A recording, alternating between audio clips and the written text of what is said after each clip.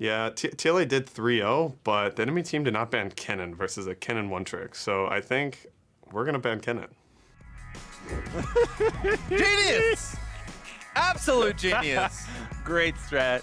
I mean, true to their word is thank you guys for all joining us for Game 3 of Cloud9 Academy versus Team Liquid Academy, where the series is now all tied up. Not 9-up. I mean, that's super solid advice. That you're up against the one trick, you ban their champion, and then the rest is a lot easier from then on. So much of the game has not even come down to the top lane, though, because Jenkins was still able to find a solo kill. So he's still able to do a lot on his own. It's more of translating into the rest of the game. Yeah, I feel like whatever the point of power is, the teams are just saying, okay, that's where we have to go. And then the junglers are like converging on that point as much as they can. And it's either, I think, Mike, I think it's funny because Blabber is such an aggressive player and he did play very well that game. But I feel like it was almost more about him controlling the aggressive high-tempo Mike Young than necessarily like going ahead and chain ganking a lane himself. He controlled himself. He put himself in that position, going for that route. As a jungler, you are aware of the risks and of the risk that you take when you make every move, and that was just a high risk, high reward, or a high, I don't know, high failure, whatever you want to call it, not a reward move. So that's just what happened. So they can easily shrug that one off because I think that would have been a very different game had the junglers been on the same page from the very start. And we'll see kind of what adjustments the teams make both in draft and in play. But Cloud9 looking pretty clean. They are selecting red side for this game around. So TL chose red side last time. Cloud9 in game 1 with the blue side, maybe not feeling so hot. So we'll see what changes Cloud9 have actually, because we've seen a lot of Zyra Khan already out of the Team Liquid duo. So even something like that does change on red. So now you have to ban Silas. You have to ban Kennen. What about the Vladimir? What about the Morgana, right? Like, those are the two picks that I'm looking out for. And if you were first picking the Thresh to give it away, this might just be Cloud9 probably leaving up Morgana, leaving up Thresh, Galley, leaving up all that, and just saying, you pick a support first, and then we'll decide what to do about it after. Yeah, definitely interesting to see what happens as the teams will finally change sides here in the series. But Cloud9, I think kind of back to their more expected selves. Game 1, like I said, felt like kind of a testing game or anything else. And again, to Liquid's credit, they passed with flying colors. So Cloud9 with a bit more early game picks were able to play nice and decisively once they got a lead. But in general, it feels like these two teams are both very good at getting leads and then snowballing them. So as always, when you turn to early game as the one focus of most of your matches, then expect the junglers to be involved. And that's what you want to see. You want to see junglers with really high kill participation. So Jarvan is my go-to when I'm trying to get KP. Remember, drop a flag anywhere, you get an assist. Even though you didn't do anything, you boosted their attack speed. Congratulations, you're a team player. You boosted your mage's attack speed and get an assist. Beautiful, as Elise will be banned here on the blue side for TLA. So they'll be sticking to more of their target bans. There is the Kennen ban there for Cloud9, so Golden Glue, even though he revealed his strategy in the interview, they are sticking to what they said, which I always appreciate, as Talia gets banned. That was not on my radar. These are some strange bans. Remember, Talia can also be flexed as a jungle, so she would be a really strong red side pick, and the Morgana has been gone. But what about Vladimir and Silas? You can't get rid of both of them. And I guarantee you, if those go through, they will be picked. Insanity's not going to pass up on Vlad, and I don't think these teams will pass up on Silas either. I wonder if, Cloud9 have to be thinking, are we willing to play both and just give one away and take the other? We'll see as Jace, once again, going to be banned by TLA. So Cloud9, where do they go with this next ban? You can see Golden Glue typing it in. It is his ban. I think you could still get rid of Silas because you know what Vladimir does. There's so much X factor to Silas, especially when it comes to, oh, we built a really sick comp. This can deal with Silas. Oh, crud, he takes our ults now, so now he's even stronger. So it's just such a pain to deal with that. You're better off knowing that you're up against the Vlad, that you have a strong window early game, that you can deal with his weakness and try to take an advantage out of that. Instead, we're going to see the Lissandra that was also banned in all these games be taking as a first pick. So she is the queen of Snowball. Really good first pick as well. Flexible in both solo lanes. Does a lot of the heavy lifting for you in team comps. I feel like if someone's like, man, what do I need to complete this team comp? The answer is usually Lissandra. And if you're a jungler, ganking with Lissandra, going wherever Lissandra, you just feel amazing. You know she's going to get the job done. She's got 2 ways to lock somebody down. Even slows, she can go over walls with you. She's just the perfect ally. After I'm in love. Oh, it's a good champion. That's why TLA took it first here. But it looks like Lucian will be revisited here by Cloud9. I feel like if you're doing this, you kind of have to pick Thresh, so they will take it. It's been a bit of a deny pick against Matt. Yeah. Hey, they're just not letting him get that. They've taken it first rotation every single game, so it looks like they've really set their sights on having this pick denied from Matt. It does open back up Xayah and Rakan, but I think they showed that they're happy to play against that in the last game. So see if Team Liquid Academy going to change things up. There's Kai'Sa, so already a change in Galio. Okay, kind of back to what we saw in their earlier series for Team Liquid. Yeah, so locking in a lot of their engage already. Now they're going to be needing some heavy physical damage. So they're probably going to be taking their jungler in their first rotation. Then you take your top laner, round everything out. And with Cassiopeia being the pick for Cloud9, you have a good matchup into what is presumably Lissandra mid lane. And it also just helps you with the Miasma, which is one of the most powerful abilities that League of Legends has. Also, I mean, flexible to top, although I don't know. I mean, I gave Kuma credit for Ryze when they picked it. I don't know if I'm going to give him credit for Cassio top, but we'll see. He's certainly a well-experienced player. It's too easy to feed on that champion in top lane, so you just don't pick it. That's why. Right? You get zoned off the wave, you miss experience, lane's over. Well, there's Aurelia, so another good solo laner taken away by Cloud9. Also got to think about these junglers as we've got mirrored picks as far as we know. I mean, one solo lane apiece and both bot lanes, we assume, so certainly a lot of shared picks in these next few bans. It's a good ban. Aurelia with Galio would be really painful to deal with damage reduction. The fact that he gets to go in and add everything to her kit that just is perfect for her. And the Yorick on the other side means that Team Liquid fully committing to that hard engage composition, not wanting to deal with any split push shenanigans out of Cloud9 side. But there are still other split pushers available. And if you have red counter pick, you can still go that route regardless of the bans that Team Liquid's making. There is the Rek'Sai ban there for Cloud9. Do want to keep Mike Young off that champion, it seems. And we'll see what TLA have lined up for this last ban here. Certainly taking their time, but clock ticks down, and we've decided on Poppy. Interesting. Why would you ban Poppy? I'm trying to think what common champion played in top lane gets really beat on by Poppy. I mean, Riven comes to mind. I don't think that's the situation we're in. It is also good against Kai'Sa, so right, maybe some of that going on as well.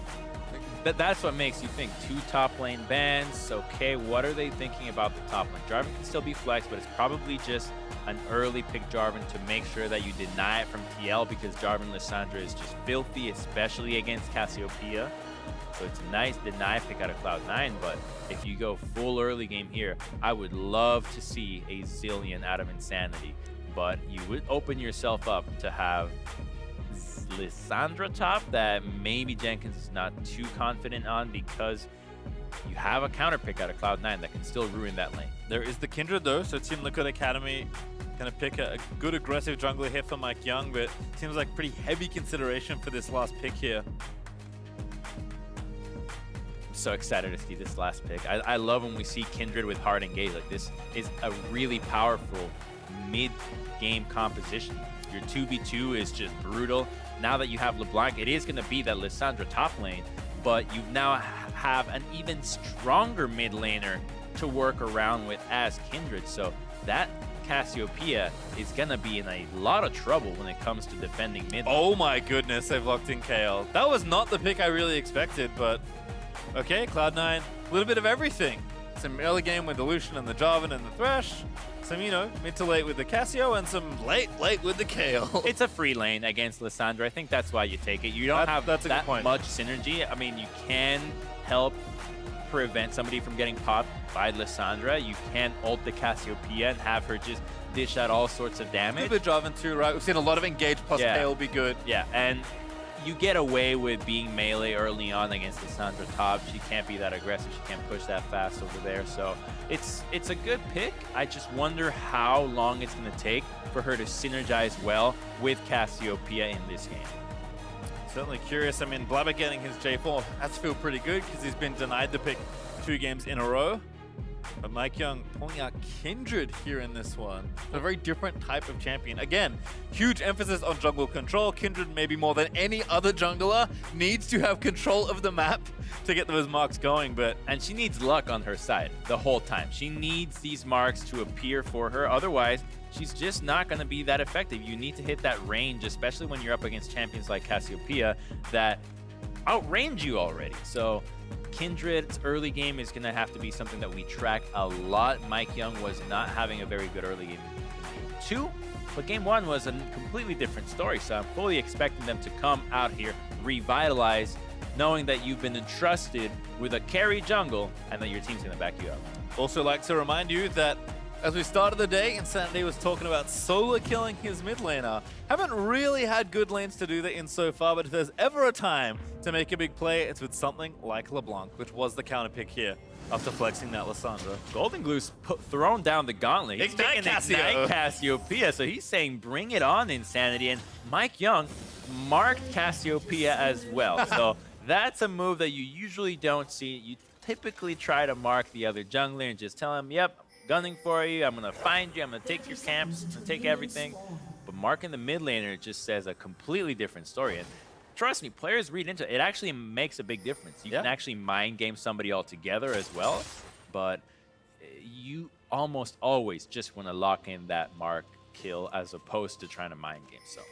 Yep, the mental game though for Mike Young. Perhaps one here in the first minute of play. But other than that, a ward down. Blabber is being spotted here.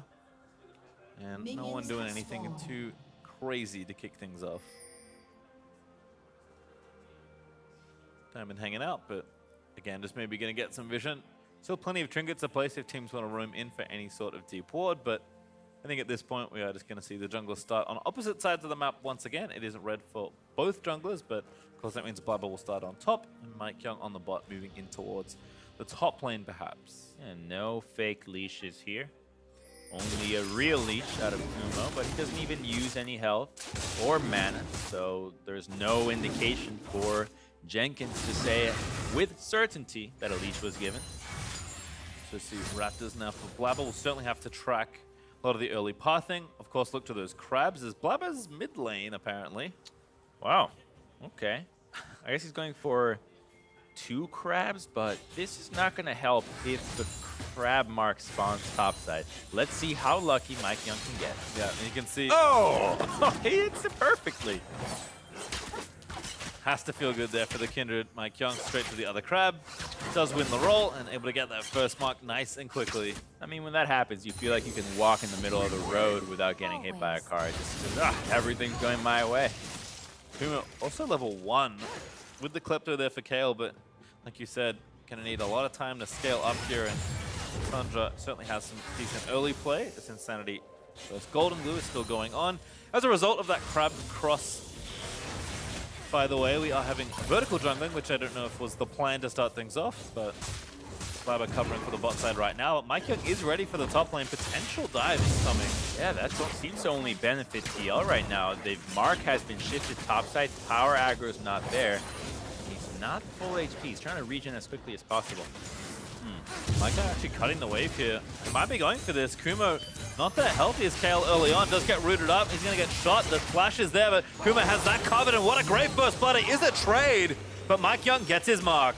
Yeah, you get a big deny out of the minion wave, but he's still going to be able to teleport back up there. So you get a mark, and it's an overall a decent trade from Team Liquid, being able to get that first blood. It just does not deny Kale nearly as much as one would expect. She actually should come out of this ahead of the Lissandra because she has a kill and Liz does not. But I got my mark, Crumbs. Yes. As the jungle player, I'm sure that's oh, absolutely. I would say, Worth, thank you very much. Don't worry, I will carry this game. And who knows, that play might have actually gone a lot better had Jenkins not taken that E, or had Mike Young still had the W up, because he did not have that, which prevents him from using that second cast of your Dance of Arrows as quickly as you'd like. TPs were used as predicted here in the top lane, so it's back to wave clearing for a while now. Sticking with Mike Young in just a few moments, but Blabber looks to be making his way to the top side of his jungle for the first time since his visit to the red buff. I really wonder if these decisions to jungle vertically are conscious from both these teams, because it seems like in so many of today's games, these teams have both decided, yes, we're going to go for the vertical jungle and see who can pull off these early tower dives as quickly as possible. Team Liquid has gotten the better of them quite a few times. Well, I think they have happening. Mike Young's here now, but they are going to get the jump onto Jenkins. Aftershock going to proc, but Jenkins does have his flash, forced to use it, but the follow is there. Kumo able to get the kill. Blabber marked up, but now Mike Young already forced to flash out. Has his Q, needs to dip over the wall, but the knockup's going to land. Kumo will flash in, looking for the double, does collect it. That is really big for the Kayle. She now has a spree on her, 4 stacks at the Dark Seal, and you get to push the wave against Jenkins. This lane is officially over, people. Kayle has come online, even though it's 5 minutes in. Yeah, don't expect a level 5 Kayle to already be scaled up, but certainly a great start there for Kumo. Taunt from Matt lands in. They're going to knock Diamond around, but still going to stand strong. Q not going to connect, and Keith happy to fight it out. 2 sums burnt there for TLA. Actually 3, I think, including Matt's flash, but Keith and Diamond has held on to theirs. Yeah, get out. Pixel Lantern knows what's coming this time. So he is going with the Wit's End, though. So let's take another look at this. Jenkins goes thinking that, okay, I've got Mike Young, he's going to come back here real quick. But Blabber got a whiff of the play sooner, and they're able to get that first kill. And even though Mike's thinking, okay, I can probably get out of here, the Jarvan is way too mobile, and that's why he's such an S-tier jungler right now. You have access to so much mobility that also is your engage. Yeah, the E cooldown came off probably just in time, it felt like, there for Blabber. Well navigated situation. Kumo collects all of the prize money and now has 300 gold bounty on his head as a result. I'm really curious about what the optimal Kayle build has been recently, because it seems like no one has really zeroed in on what the build should be. You've got Blade of the Ruined King crit attack speed, Ginsu's AP, and honestly, all of them seem to do just as much damage. Yeah, right? I've had a lot of these kind of scaling champions. I said this about Kai'Sa. She was getting played around her release, and that it just feels like Kai'Sa scales with items. Just scales with items. Right. Just insert gold, we'll do the rest. Yeah, and it kind of feels like Kayle is maybe in a similar spot. Yes, you do need a lot of gold, and you need to get to that 16, so you need the XP as well, but certainly has the income from the Klepto, has the early extra gold from those kills. I like the Wit's End in general against the double mages here, but curious to see what happens after that. So even though Kayle is really strong right now and can probably survive Lissandra's combo and then some because of the Negatron cloak, that's a red smite Mike Young. So they still have a lot of kill pressure onto this lane if he starts getting overextended. So while Kayle got a free pass to the mid and late game, she's definitely not invulnerable to start feeding that back right over to TLA. Yeah, still want to be careful here as Mike Young likely going to continue searching for marks both in the camps and on the champs.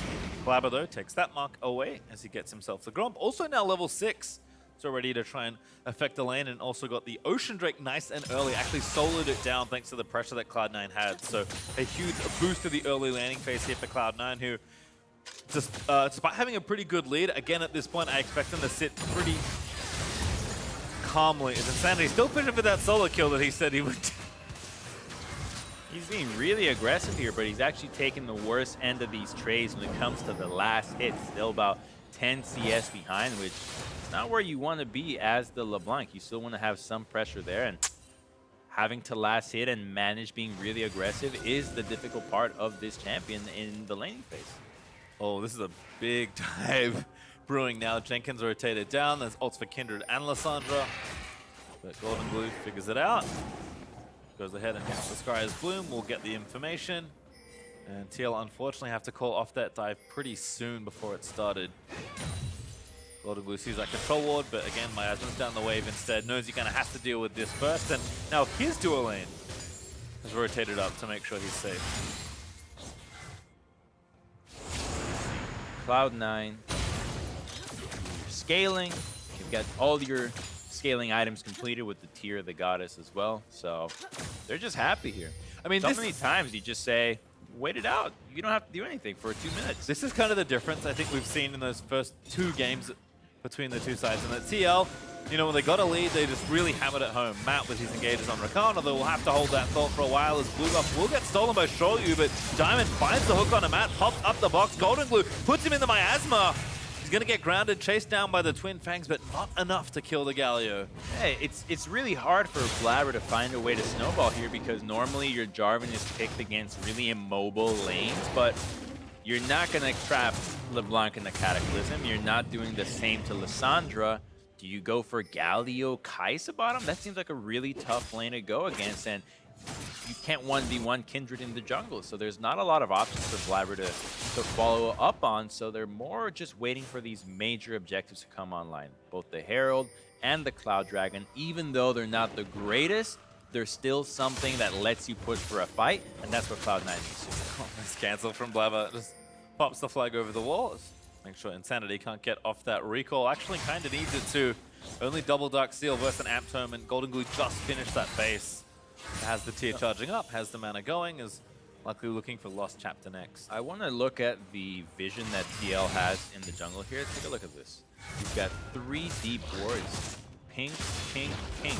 They're so deep that the second that Cloud9 pushes forward, you have no idea what they're doing. So this only lets you see where they're at when they are coming onto the map and specifically tracking Jarvan moving up and down. But besides that, those wards essentially don't play any role. If Cloud9 becomes aggressive, that vision does nothing for TL. Yeah, and I think, as you mentioned, BlaBR is really just playing to track MikeYeung more than anything, try and shut down some of those bounties and counter-gank when the opportunity presents itself. Although, apparently a gank opportunity has presented itself in top lane, because here comes BlaBR with the Rift Herald. Push to try and cancel it off, does not get him out from under the claw, so Jenkins will be safe. Yeah, it's a very hard lane, and Mike gets a little prize for the reward of that. He knows he's safe with the control ward, but more importantly, just knowing that Jarvan's revealed. Let's see what they try to do around this, because Herald is going to be shooting for that first brick, and it looks like they don't have the option to dive bottom. Yeah, trying to give Kumo that extra gold. They split a couple plates there as Jenkins looking to dive in onto BlaBR, but a dive now for TL. Keith trying to dance out of the way. Diamond with a stopwatch gets out from under the Galio taunt, but now Keith is forced to flash out of the way. Shoryu in the back with the killer instinct as MikeYeung tanking up the turret. Still has ulti if they want to try and get Diamond, but Matt with a good flash got caught in the box, but still gets himself out safely. And now here's Golden Glue, the miasma, forcing the flash. That was super well played by both sides. I think that Cloud9 did the best they could when it came to dodging Matt's taunt. You know that he was looking for the flash, and Keith did a good job of avoiding it. Unfortunately, the juggling was too good from them, and they still have Kindredal had things gotten a little hairier on the side of TLA. So they're able to get quite a bit of that, and hey, they protect that tier 1 top. Let's take another look at this one. I think that Diamond may have been able to use the box a bit sooner here, though. That's about it. Again, lands that first one, but Matt's taunt just zones Oh, wait a minute. No, that's not what you want to see. Yep, that's definitely it. He needed to use his box and not use that song just right there. Got too cute, dodging a taunt.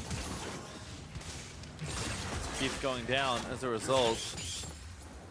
I mean, I think even if you get hit by the taunt, you drop the box. The second you're not going to get popped immediately. You can still pop that taunt while they're in the turret, getting hit by the box and everyone else. But hey, you don't lose towers, and that's what matters. Yeah, actually still up for grabs. Cloud9 up about 2,000 gold just from the kills and some of this farm. Also, that Cloud Drake's back up and ready to go, and that's Cloud9 well and truly first to the area. And they're clearing some of those deep control wards that have been pestering them for so long, and this is not a dragon you want to die for, but it's definitely not one that you give up for free. So let's see what they prioritize. Without Herald being online and Jarvan having access to just soloing it right now, they can choose to go for a dive. Mike's in the area. Oh, they got one, but MikeYeung's here. It's actually going to be a 3v3. Matt looking for the taunt, finds Diamond, but BlaBR immediately dives in onto MikeYeung. Matt looking a little low, Lance Spite will be popped. Still fishing, Keith in. Matt with the last shot does go down. That was a really good ignite out of Diamond, making sure that the Kindred heal was not going to do enough, and it lets Keith get in range to do a little bit more. Insanity looking for some, but Diamond can outplay it if he hits a hook or a flay. Couple of plates here as well. Attack speed buff from the flag. Insanity trying to clear the waves out. Hook not going to connect. Miasma was nice from Golden Glue to get some coverage. Keith is trying to get that last plate, but he's only got 5 seconds instead. Cloud9 will go onto the Cloud Drake and try and grab that. I think that Cloud9 got caught off guard with the timing of that hook. They caught Galio as soon as he was on the way out, so it looks like they were not expecting the Jarvan to be there. They'd lose the objective. Now they're going to potentially lose the first brick, and it needs reinforcements from TL. 4-on-4 down here. Yep. Sanity back over with the blast cone. Needs a couple more minions and not there. Cloud9 will now just back away from the area. Still that extra money from the first turret on the table, but Cloud9 still with a pretty healthy looking lead. Golden Glue's going to roam up now, make sure he gets the blue buff for himself, and again, the Kale Cassio comp's just sitting on their scaling. It's kind of like the old school Karthus Kale comp, right? You got your strong, high DPS mage, and somebody to just make her invulnerable, and that's what Cloud9 is going to be banking on. It looks like that's what they've latched onto Game 2.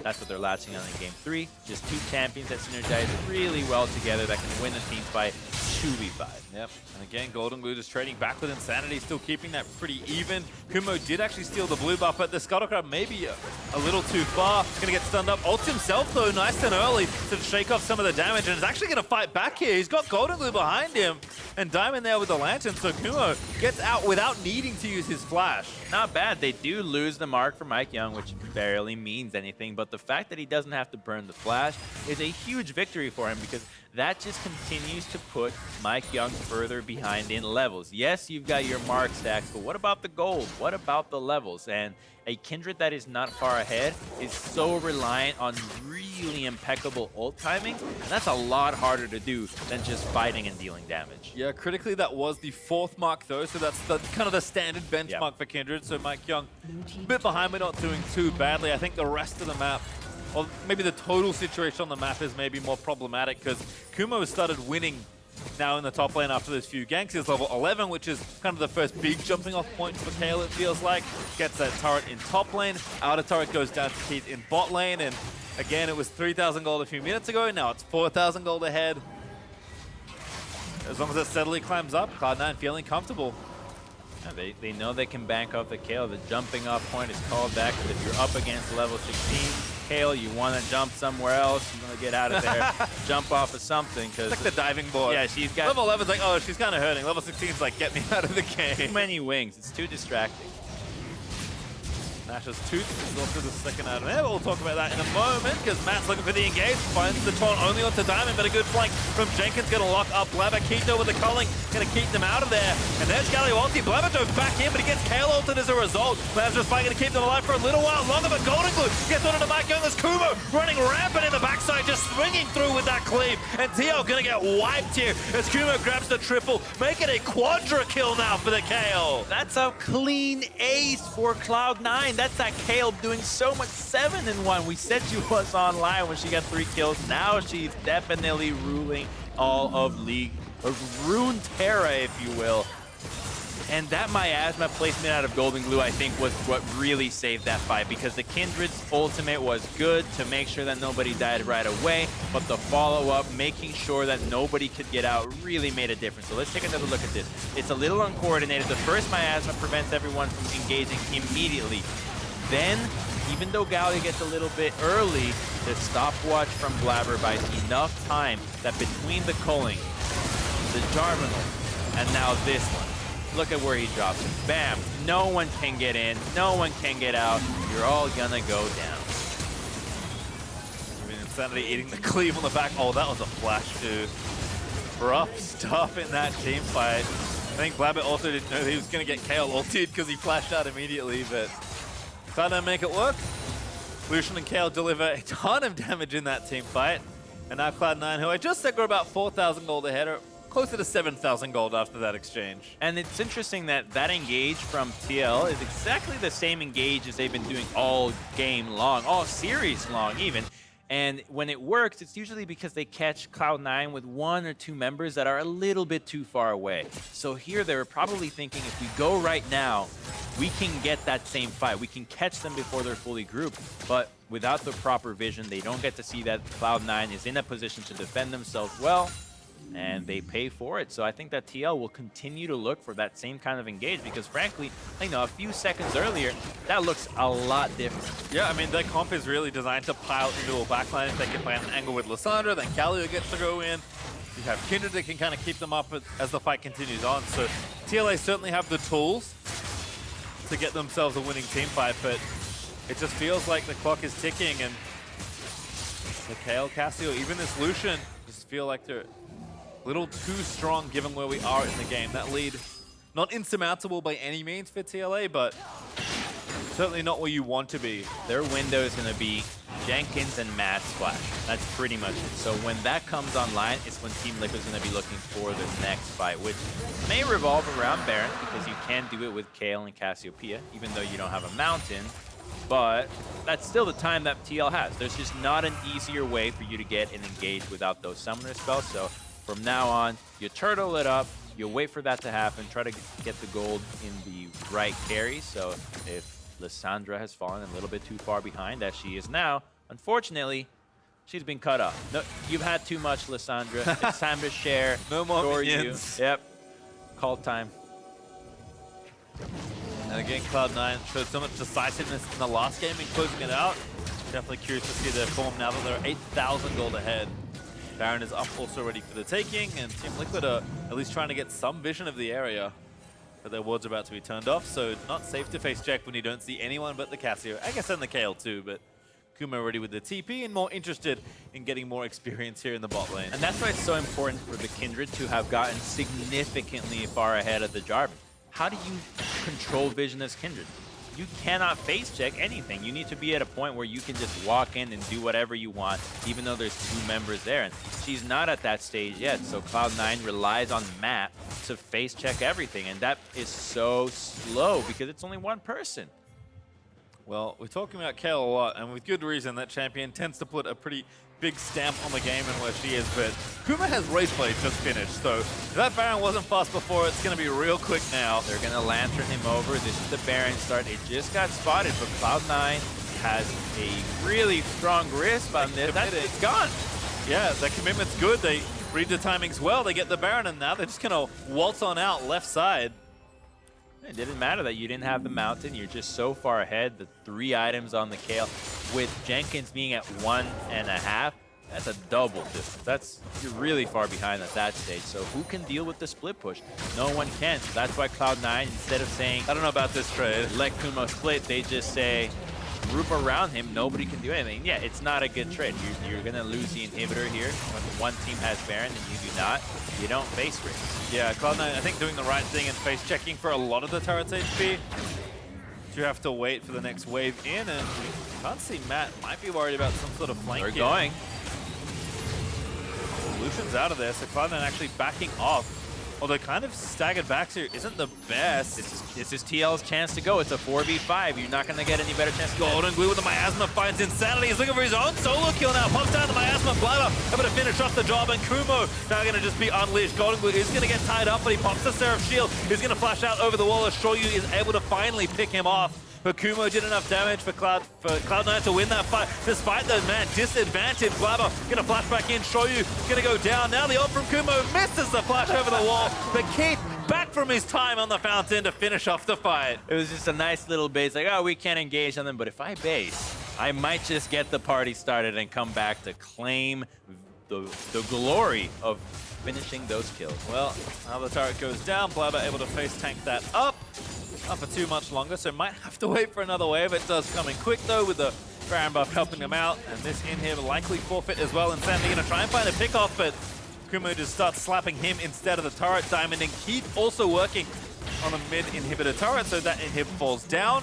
The turret goes down as well, and now Cloud9 go back to spend with a massive lead. And Golden Glue was really the hero of that fight. I think that we're about to see it be continued. Does Kumo have ult back? No, he doesn't. They're just gonna fight instead. Blabber though takes the Lantern out to safety. Kumo off as well, and Cloud9 exit with no further casualties. Okay, I hope we get to look at that replay, because we're talking about the 1v1. Ask and you may Golden Glue versus Insanity. They could have 1v1 in the mid lane, but here, when he hops over, he does not expect Cassiopeia to be right there, so he gets immediately stunned. Don't know where there was no Miasma. They must have used it earlier, but still good enough to knock the LeBlanc out of the fight right away, and once that happens, you know that the rest is secure. I think Diamond was one hook away from saving Golden Glue as well, but again, Keith is here to play janitor duty right at the end. And don't worry about Kumo on the left side, he didn't see anything. All right, back to the fight. Nice timing. Flabber all with an ulti on him, and the stone plate pod. That's just rude. As Kumo goes legendary, slaying Mike Young. Yeah, that Kayle is just so strong. They don't have a good answer for it. Kindred suffers when she's outranged and dealing with threats that are equally strong as her. Kayle is not equal, she's significantly stronger than her, so she's just essentially a liability at this point, and that's just what happens when the early game doesn't go well for you with early game champions. Turret's continuing to fall here as well. Blabber's just in there, maybe two in there. Gets Alessandro ult, does give his team coverage for the turret, and he lives! Oh my How god. did you live? It's that stone plate, that passive, allowing him to live through that and the shields, but that's 3 inhibitors down. Wait, is that a night spell? Yeah, it is. Yeah. Who's he bound to? Is he bound to Kumo? He's bound to Golden Gear. Okay, that's how he lives then. Because he didn't have any other cooldowns ready. As Cloud9 is finishing off these Nexus turrets. Just feels like they can do no wrong. They find their lead. The Kayle gets big. And is he going to finish the game not even hitting level 16? Hitting down the Nexus. Matt's going to give a kill over. Continuing to pad the legendary stats. And Cloud9, they want to try and get a few more before the game is done. Kumo cleaving down everyone with a passive stacked up. And that Nexus falls down as Cloud9 push themselves to match point. They are 1 win away. This was such a pivotal win in a best-of-5 series. The first one to be match point makes such a big difference because now TL is with their backs against the wall. Cloud9 can take it easy and say, you know what? Even if we experiment a little bit here, we still have 1 more game to bring it back. And they made it a fight in game 1. If you remember, you know, they tried some side lane play, they won a few team fights, they got that Baron. Ultimately, Liquid did a good job closing out the game, but Cloud9 did fight. It feels like the last 2 games have just been so decisive. Once Cloud9 get a lead, they have not let go. Yeah, they did not like dealing with Morgana. It's been banned ever since, and TLA has not come up with an answer against that. But let's take a look at this top lane replay that happened at 4 minutes and 30 seconds. This is the turnaround fight from Cloud9. This was after they got a kill on Kumo, but a really nice counter gank out of Blabber means that not only does he walk away with a kill on his own laner, they're gonna get to kill the jungler, and guess what? He's got blue buff, and that's now a Kayle that finishes 3-1 before 5 minutes with a blue buff, laning against the Lissandra that just used TP. The lane's over. You could not do anything else as a Lissandra from that point on. And when the Kayle lane is over early, that's a bad sign. Just if anyone's wondering. Yes. Again, Kumo probably didn't expect to get that lead, but certainly will take it. Blabber did a great job tracking there as well. So we'll check it with our next replay. Hey, let's have a look at Kayle coming online. 16.5 minutes in. This was the mid lane fight that TLA thought they could take. Yeah, so Matt tries to go in right away. They're not expecting Kayle to be right there, but she makes it to the fight right on time. Now it's a 5v4, and now Mike Young gets to make it, so it's a bit disjointed out of TLA, and that's what lets Cloud9 do their dirty work, because all the carries, while they're sitting outside of the Kindred ultimate, they're not on top of Miasma. TL is, and you never want to be sitting in a pool of poison. Remember that, kids. It's a good life lesson, but the end of this replay not looking good for TL there as Cloud9 clean up, grab the ace, and then basically snowball from there. Look at that gold graph, just tumbling all the way down to a closing 14,500 gold lead. That is just filthy. Look at the damage that Kayle was doing, 13.6k, more than Cassiopeia, which is actually really impressive considering Cassio is one of the highest DPM always. Yep, and I'm pretty sure I saw that correctly, but he ended that game level 15. So he didn't even need the last level of the passive to finish up for a game that at that point was well and truly won. Yeah, so I think moving forward, I want to see a lot more variation in these bans because the Yorick and Kayle and the Talia seemed a little bit off, as well as the Elise. I understand why these picks are strong, but maybe they don't fit Cloud9's identity as well as the picks that we just saw, like the Kayle, like the Yasuo, like the Thresh, that they've been taking every single game. I feel like almost more than anything, Cloud9 showing that they can draft well on red side, find like a pick like Kayle that they're like, okay, this is a good spot for this pick, and execute it so well just speaks to, again, like how much versatility a team has. Like, we were worried that, okay, like maybe red side drafting is not going to look so hot, and they silenced me, that's for sure. Because that Kayle was like such a good pick in that spot, and they just made it work. Yeah, Kayle always a good pick right now, 9.6 Kayle. Hard carry. Crumbs approved. Hard carry, guys. All right, with that, Cloud9 Academy has taken this series to match points, so stay tuned to see if Liquid can bring it to Game 5. You're watching the Academy MSI Semifinals.